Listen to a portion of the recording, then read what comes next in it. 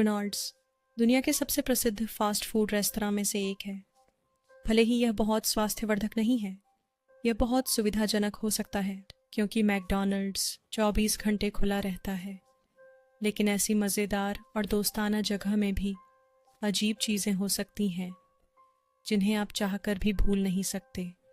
मेरे साथ भी कुछ ऐसा हुआ। एक ऐसी कहानी जो इतनी विचलित करने वाली और डरावनी है कि मैं उसे कभी नहीं भूलूंगा।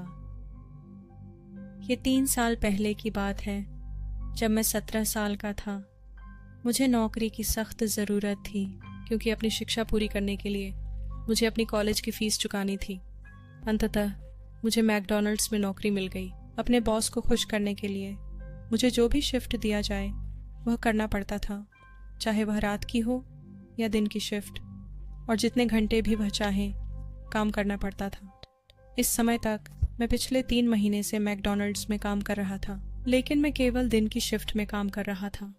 एक दिन मेरे बॉस ने मुझे अपने कमरे में बुलाया और बताया कि क्योंकि अब मैं महीनों से मैकडॉनल्ड्स में काम कर रहा हूँ और मैंने काफ़ी अनुभव अर्जित कर लिया है, मैं रात की शिफ्ट के लिए तैयार था। मेरे बॉस ने यह भी बताया कि रात की शिफ्टें बहुत शांत हो सकती हैं और मुझसे पूछा कि क्या मुझे इससे कोई समस्या है। मैंने उन्हें बताया कि नहीं, इससे मुझे कोई परेशानी नहीं होगी।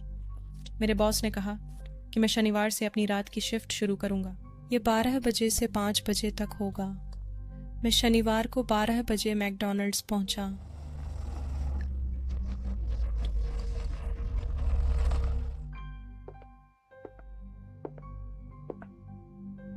मेरे मैनेजर ने मुझे बताया कि मेरे काम में केचप, मेयोनेज़ और बारबेक्यू सॉस की बोतलों को फिर से भरना, फर्श साफ करना और टेबल साफ करना शामिल था। उन्होंने मुझे करने के लिए कामों की लंबी सूची दी। मुझे सब कुछ बताने के बाद मैनेजर घर चला गया।